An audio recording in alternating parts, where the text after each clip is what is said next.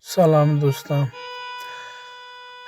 دوستان در این ویدیو ما توهین بر زی وشتکک نیست او این وشتکک نور چشم ماست.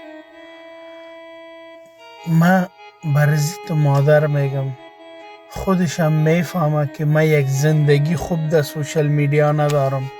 روز چند دفعه میگیران میکنه، شما خودتان بگه.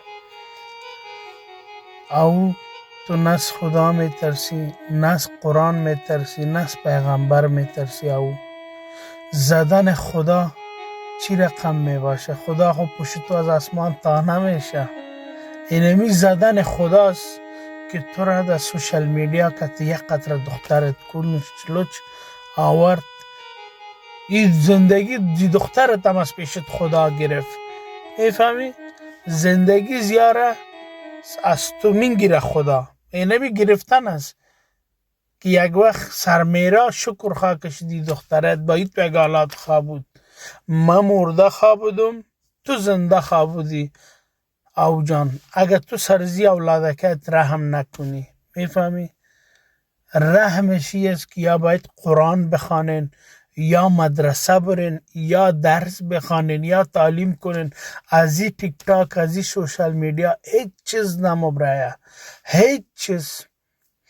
میفهمی؟ تو کم سرزی اولادت رحم که با قرآن مرا گیران گرفته میاله به حق زی اولادت. چقدر ظلم میکنی تو سرزی اولادت. میفهمی؟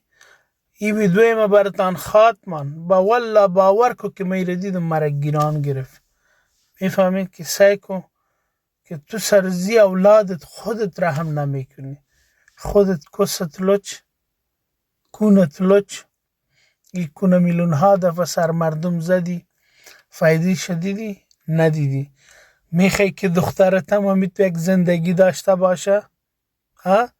خودت بگو چی کردی خودت. ها؟ سعی کن بر نزدیک یک مثال میتم.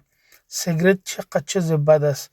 دکتر ببین، دکتر سیگرت در دستش باشه، یک آدم دیگه میگه میده میسوزه، دکتر برش میگه که سیگرت میزنی، میگه سیگرت نزن. او چون که در دست خود دکتر سیگرت میباشه لکن دیگر منع میکنه. تو سر اولاد خود رحم نمیکنی. تو از این چی فایده دیدی؟ از این سوشل میدیا چی پیدا کردی؟ بلیاز قرآن او بلیاز خدا سر اولادت رحم کن. یک وقت ای اولادت رسمی مردگو خانه داشته خواه بود. اینه ریشم خانه دارم برات زنق خدا گرفتم. رسمی مردگو خانه چی؟ کلی گناهش در پایت تو بند شد.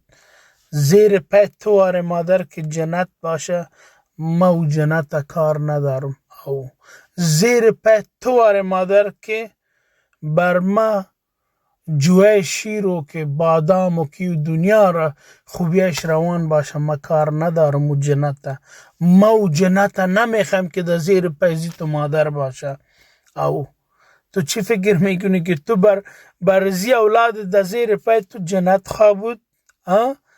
لمپه دوزق تو در زیر پایت برزی اولادت جور کدی. لمپه دوزق او. میفهمی؟ بلیاز خدا سر اولادت رحم کو. او میفهمی؟ زندگی اولادت در به در خاک بسر کدی. او ما توهین بر اولادت ندارم. توهین حتی اولادت نور چشم ماست. وشتو کس او بچه زی نمیفهمه. توهین بر تو کسلوان دارم که تو همه قدر سر اولادت رحم نداری.